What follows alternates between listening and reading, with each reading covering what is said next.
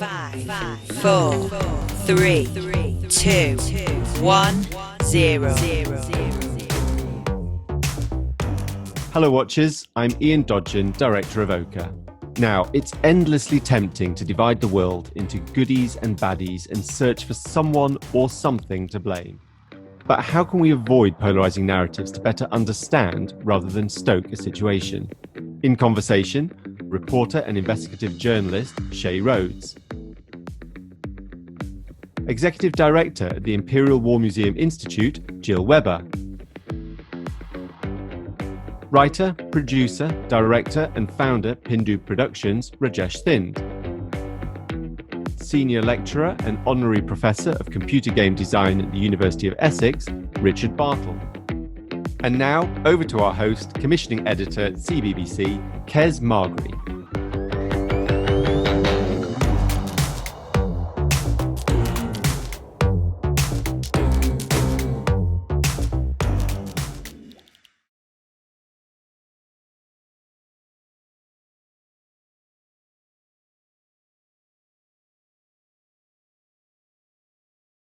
Thank you all. I think a discussion about villains and heroes and the polarisation of people in that context is very relevant at the moment, particularly. But obviously, it's in fairy tales. It's I know working in children's content, it's often very much easier to tell a story and to help kids understand something if you make it very simple with a villain and a hero that manages to conquer. I just wondered what you thought about that and whether that is useful or not. Well, if it's a competitive game, then yes, it is, because I'm the goodie and everybody else is the baddie because I'm trying to beat them. But if it's a cooperative game, then I and my team are the goodies and everybody else is the baddies. But it really depends on why you want the goodies and the baddies in the first place. If it's just to give some fictional cover as to why you're fighting each other, oh, these are terrorists, or these are Nazis, or these are killer robots, these people are invading our planets, or whatever, then we just need an excuse, and everybody understands that's a trope. From my point of view, and I think when I first started to think about heroes and villains, I make current affairs documentaries about facts. So we're always trying to represent the factual world, which is filled, as we know, with grey areas. But we're trying to tell it to an audience who, as you've already identified, grew up with nursery rhymes, which were very simple. And so, it is often easier to use the kind of hero-villain binary that people are used to when you're telling them a story. And that's not necessarily an incorrect thing to do when you're a journalist. Often some of the worst things that happen in the world do have a protagonist, an instigator and a victim. The next line to that is that stories generate identities. We are our stories. That's why challenges to our stories and our histories are experienced as so viscerally challenging and frightening. Because we are made up of our stories. We have this chaotic existence, and the way in which we impose meaning on it is by telling ourselves stories. And the central dramatic question of every story is, who is this person? Who am I? That's what we're always interested in, because when we were back in the caves in tribes and we had to go out hunting with people, and you were going out with a gang of people and you didn't necessarily know them all, what you needed to know was, who's this guy I'm going hunting with? And is he going to have my back when that woolly mammoth comes for me? And that's the evolutionary psychology of storytelling, because of our ability to collaborate. And stories are our way of gauging the degree to which people can collaborate, who we should look out for, who we should trust, who we shouldn't. Coming back to this question of goodies and baddies. Yeah, exactly. Yeah. Really hardwired into us. That's a really good point. I'm just wondering about sort of tropes of villains and how, partly probably why we don't want to see the villain in ourselves. Now, you can't see, but I use a wheelchair, and it really annoys me in many contexts. Villains in many films are disabled, have a facial difference. And I'm just thinking, they're often portrayed as people who have a physical wrongness? Definitely in the past, images of, say, black people or gay people, right at the start of your film would kind of signal to people that these are going to be the bad guys somehow. Nowadays, what I notice with documentaries is that wealth and power become signifiers of evil. And so if I was to start a documentary with a very wealthy man getting out of his helicopter into a Ferrari, and he could be saying the most lovely things about the world. But after the first few minutes, he's got out of his Ferrari, he's gone into his fat house, he's in his jacuzzi saying how much he wants to help the people of the world. After those first few minutes, my audience already assume that he's going to be the bad guy. We know what's coming here, because that's how wealth and power work. That's really interesting. So different, as we move through time, different people become the villains. Now, in games, the enemy will normally have something that makes them different to everybody else. So it could be someone in a smart, fancy, kick-ass suit that looks really slick compared to everybody else, or it could be some blobby monster with pustules exuding horrible substances in all directions. But whatever it is, it'll be something which looks not like you normally, or like you but with a difference.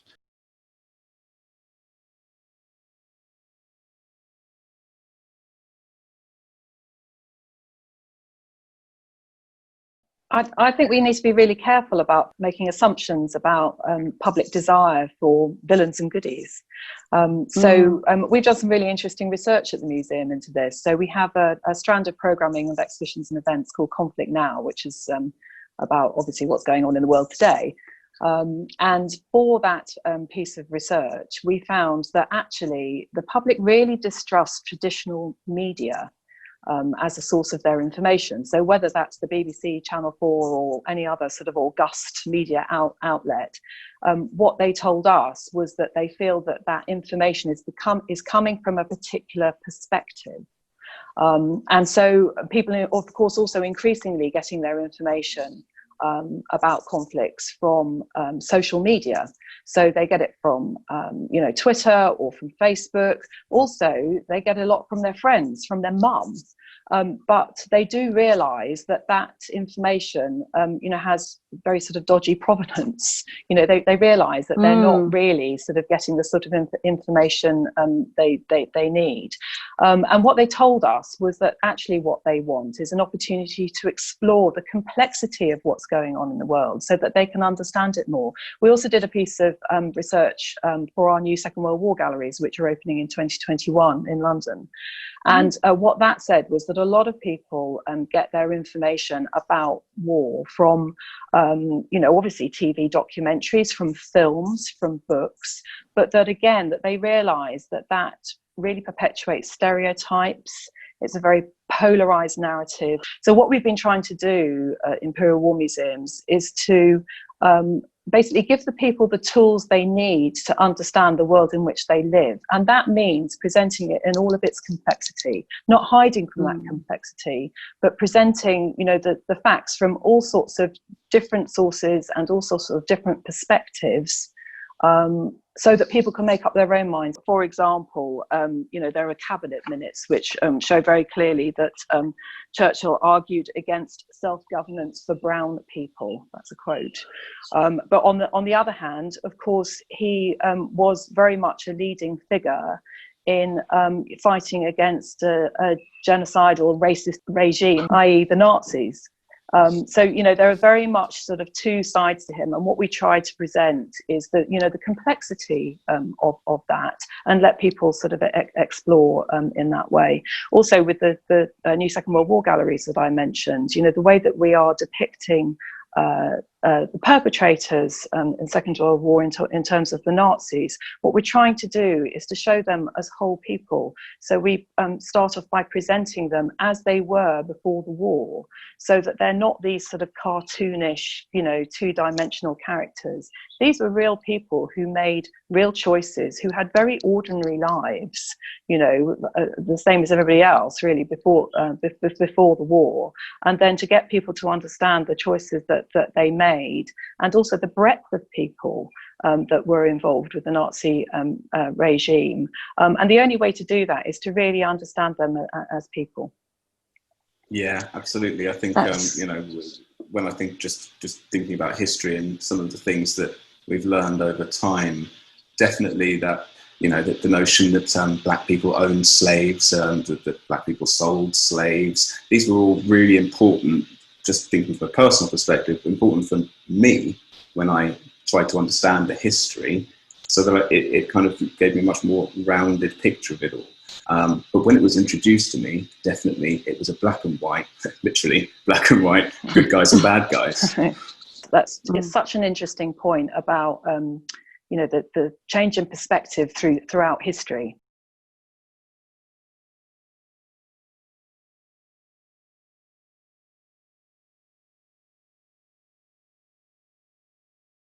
Gaming is the new storytelling, really, in terms of you're allowing a kind of interaction and people to control their story in a way that maybe sometimes as filmmakers we control the story for others. Well, yes. I mean, games are machines for generating stories. You play the game, from that out comes a story, and different people will play in different ways and get different stories. They're two sides of the same coin, and the stories come from the gameplay, but you can create the gameplay in order to tell a particular story, or to make a particular point about how the world works, or how the world should work, or indeed how games work. The things we tend not to pull in other forms of narrative, because they're often quite different. I mean, if you put a poem in a game, people would think, right, this is a code and I need to decode it. Pretty well what a poem is, but for players it's right, how do I figure this out? And likewise, yes, you might want to tell a particular story, but you can't guarantee that the player's going to is going to follow that story, or indeed take from the story what you want to say.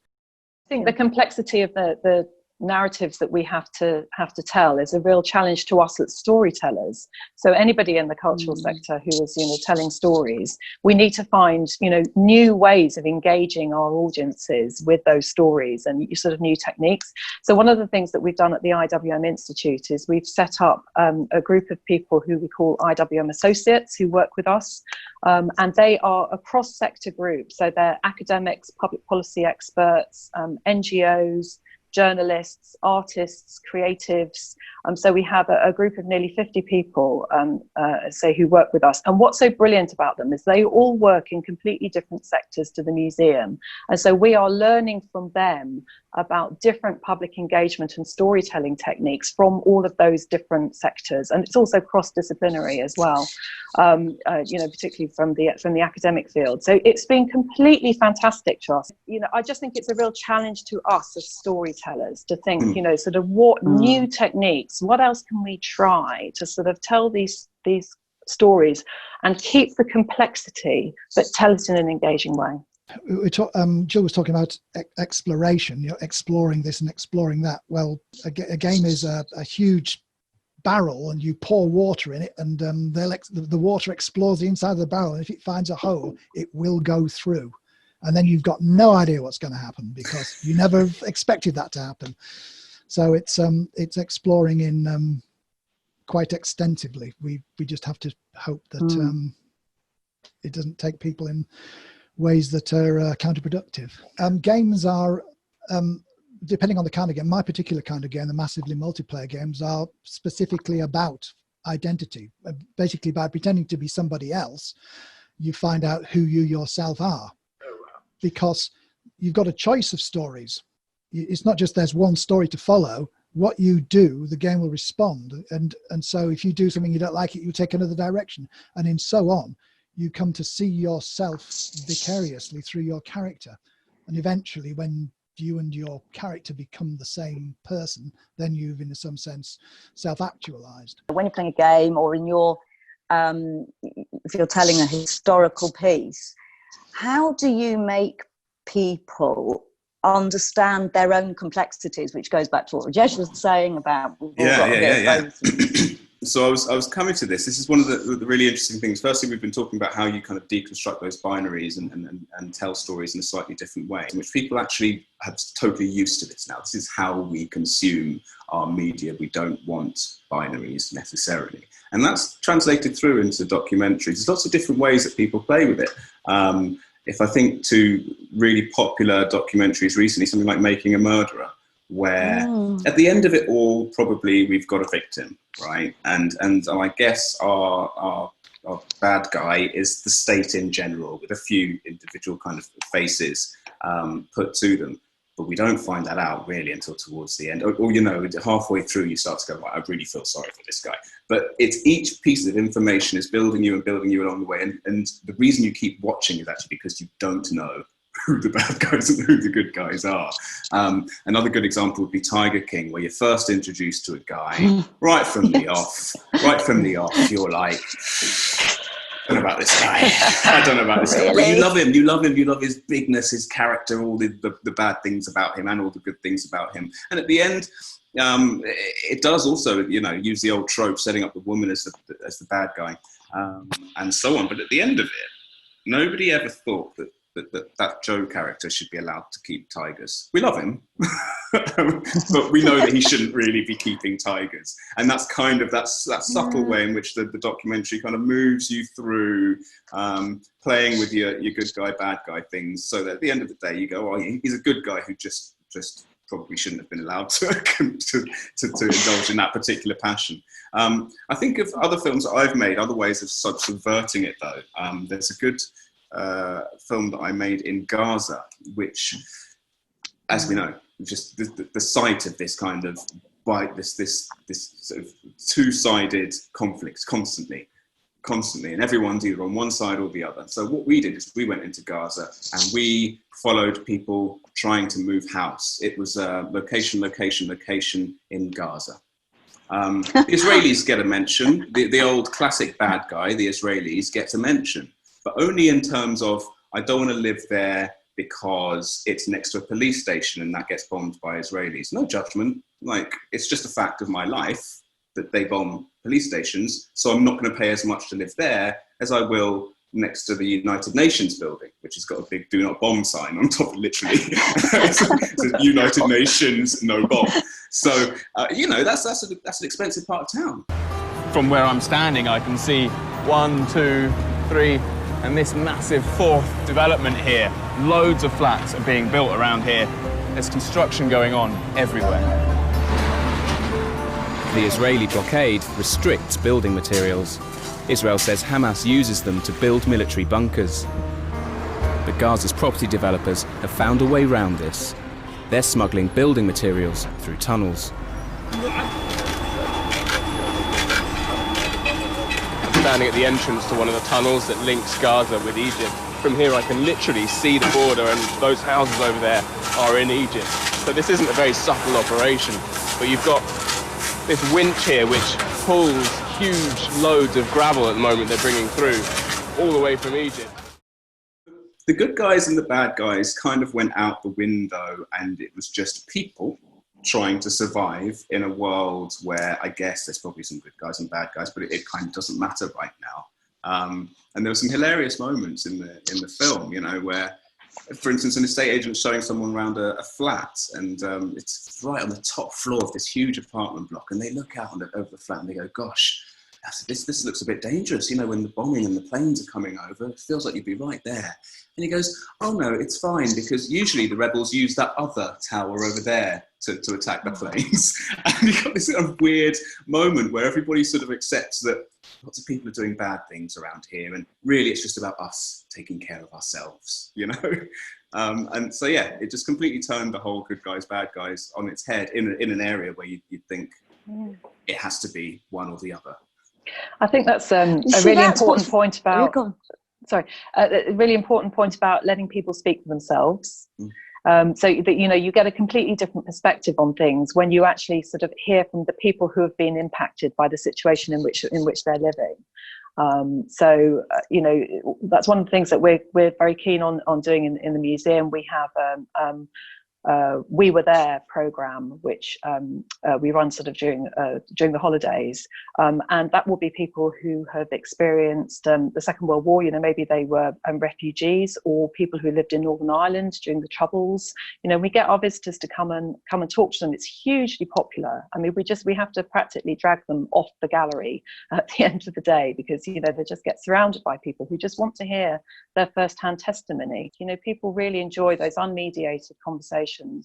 And to hear firsthand from someone who has experienced conflict like that means that you get an entirely different perspective. You know, quite often sort of, you know, the goodies and the baddies sort of dichotomy sort of goes out of the window, because you immediately understand the complexity of it and the perspective from the, you know, the point of view of the person that you're talking to.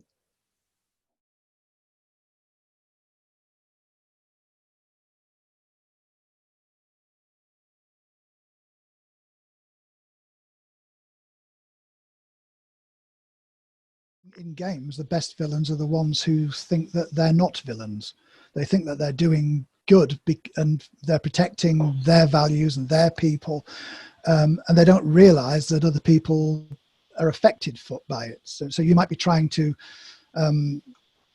bring about the reunification of your planet after it's been shattered into pieces, but to do that means killing all the other people on all the other planets. But if you don't regard them as people because they were created by magic or accident or something, then to you, well, you know, they're just like characters in a computer game. They've got no existence.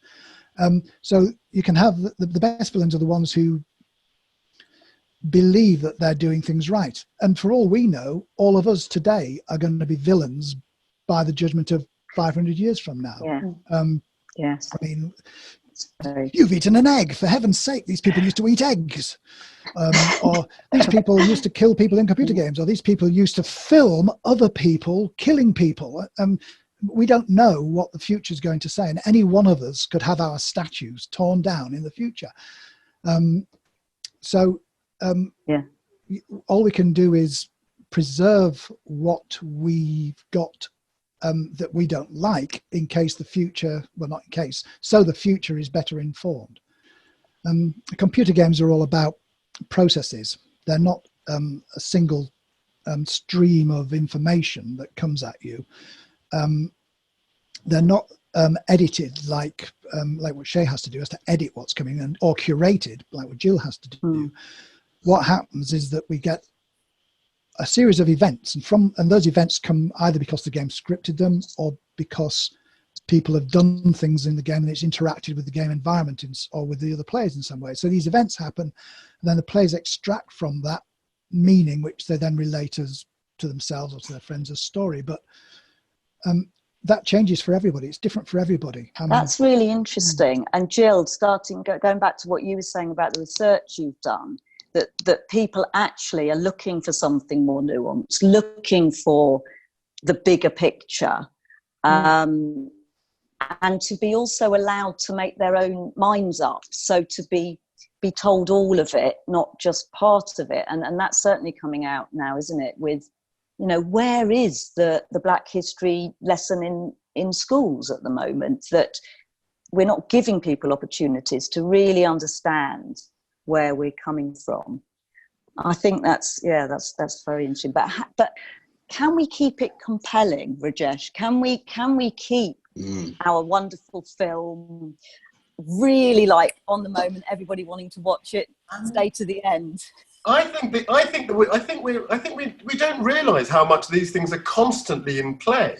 You know, we've just come in dramatic terms. We've been actually in an age of a great dramatic age of the anti-hero for a good decade now. if you think of the great heroes of the last decade, you're talking the big stories that have connected with people are complex people who inhabit both goodness and badness. We don't know, you know, as Richard was saying, you know, there's an old Buddhist edict that everybody's trying their best. And actually the best characters and the most compelling characters are complex. They're good people doing bad things and bad people doing good things. And with a range of motivations which are in constant back and forth dynamism with each other. That's what makes us love a character.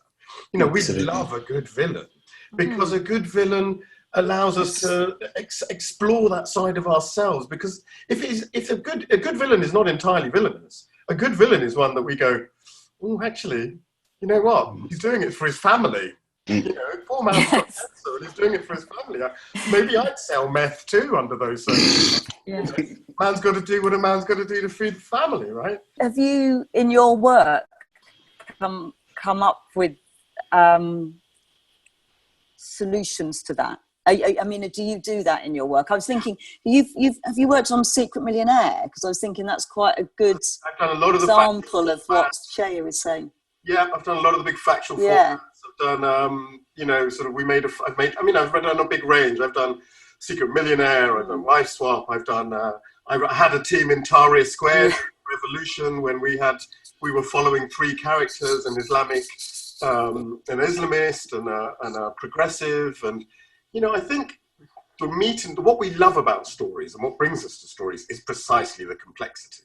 And it's precisely being shown different perspectives on things we thought we knew. You know, Richard, you mentioned that in 100 years from now, we might sort of look back and think, oh, well, you know, we did terrible things, but we don't think that we're people who would deface the faces of other pharaohs. But if you think back to the invasion of Baghdad in 2003 and the looting that went on, if you think about the defacing of the ziggurats, of the oldest monuments on earth, and the looting of the Iraqi museums, in a way, you know, there's a perspective which says that that's precisely what we did.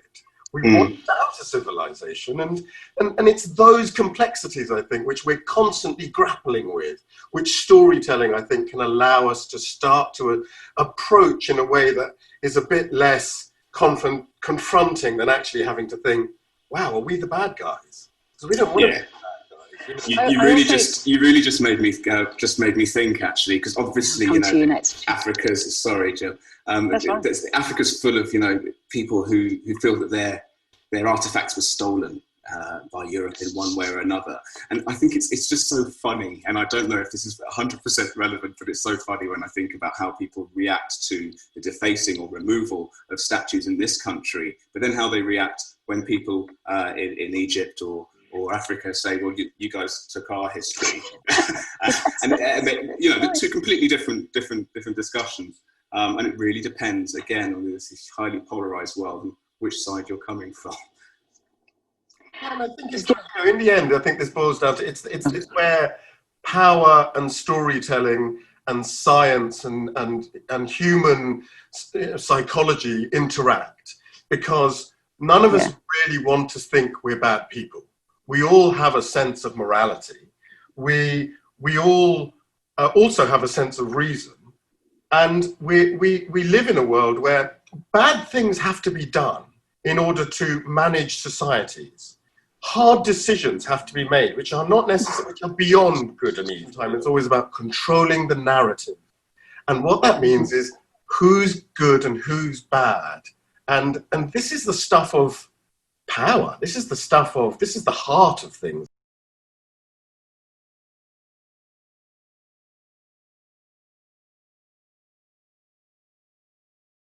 So I was thinking, actually, we could bring in the complicity angle that we've been talking about, that the nuanced storytelling, so much easier to feel like you're the hero if you just know that that's the baddie and you don't have a space in it. And I think that's what perhaps what we're doing to the planet has slightly shifted people's thinking a bit, because it's nobody else's fault but our own. And how do we, again, tell that story without making people feel like they're the heroes and the goodies or the baddies? don't know what you think, Seyi.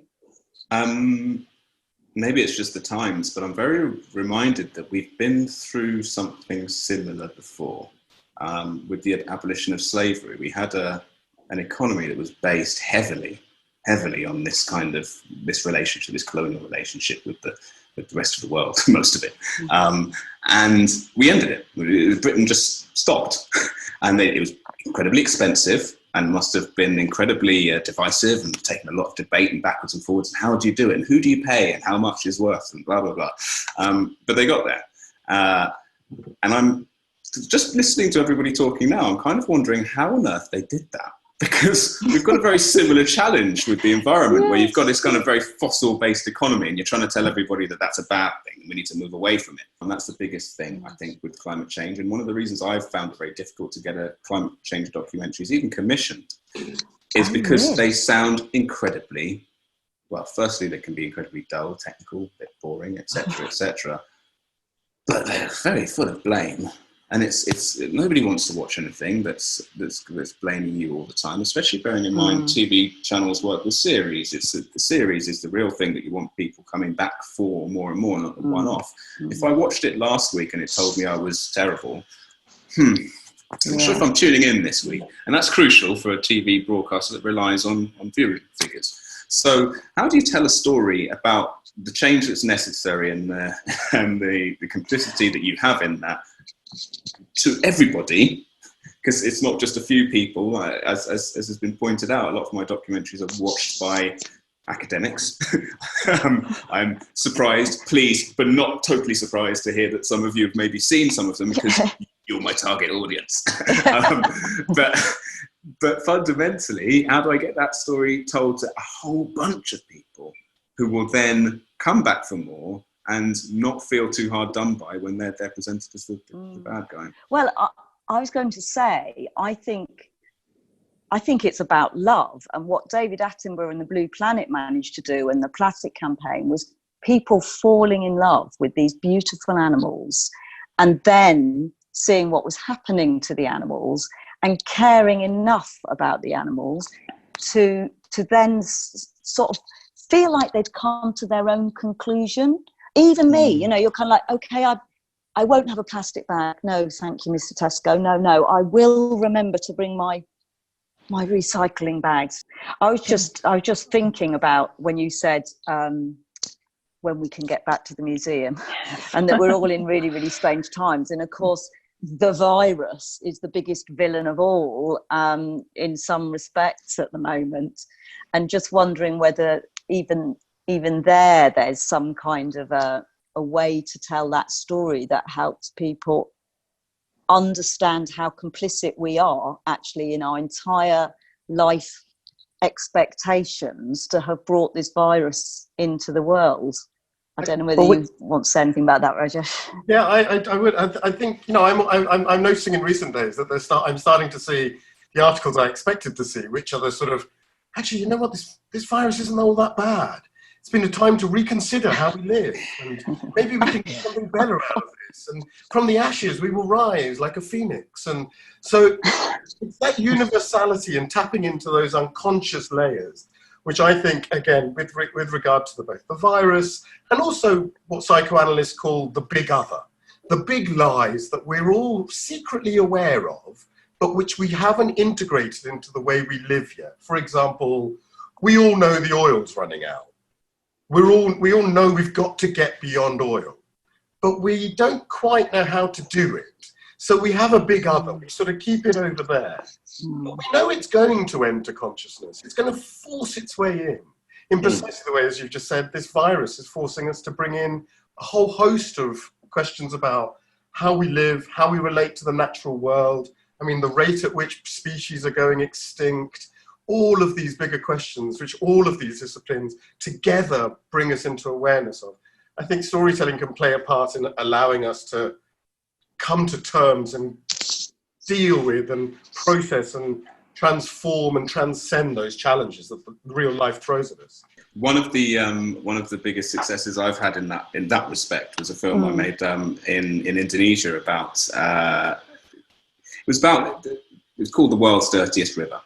very polluted river in Indonesia. You start off with lots of pictures of rubbish in the river, and you go, well, that's the people who live near there. They're chucking the rubbish in. And they say, you know, speaks to the fisherman, and he says, well, yeah, this is all coming from our villages, our people. They just don't care, do they? And so you move on. And then you find out there's textiles factories on the river. You find out the textiles managers are making lots of money from these textiles, and they're pumping the chemicals into the river. And then you find out that the textiles employ all the people in the area, and none of them would be there if it weren't for that. When it comes right down to it, who's buying all those textiles? and we say it, we leave it in the documentary. It's not like we hide it completely, you know, big name brands, but we never directly say to people, you. Where's your shoes from? Yeah. Isn't that the nature of, that's the heart of modernity. Yeah. The uber text of modernity is Goethe's Faust. It's, you can have this, but you're going to have to pay this price. Yeah. That's modernity. That's the epoch we've been living in for 200 years and still are. And we struggle with it. So people need some way of feeling that they have their own power, their own stories. If the real villain is a structure, games give them a sense of power, a sense that they can do something in this one imaginary world. They are somebody. The story that's happening, they have control over it. They're not being fed it by somebody else. For the audience for games is people who have no other way of expressing or exploring themselves other than through the medium of a game. And the stories that they create through their gameplay are the stories that are most meaningful for them, not the stories that are most meaningful for the rest of the world to have them think. It's really tough, but I'm really kind of, certainly from this conversation, really taken by this idea that different forms of storytelling are going to impact in the way that we work in documentaries and in filmmaking in general. I'm very kind of struck by the fact that in the kind of filmmaking that I do, certainly journalistic filmmaking, there's this incredible burden of fact. You know, and I'm regularly encouraged to, have you got a stat for that? Have you got a stat for that? I hate statistics because actually you give people one number and in order to put it into context, you need to give them 15 other numbers, you know, how much renewable energy is in Britain? Well, how much is in France? How much is in Germany? How much is in America? I don't know what a normal number of renewable energy is, you know? So once you start with the numbers, it's endless. But we are obsessed with fact, and it's very important, and it's part of almost a legal requirement. It is a legal requirement in many parts of my job. When I look at African storytelling, it's all very subjective.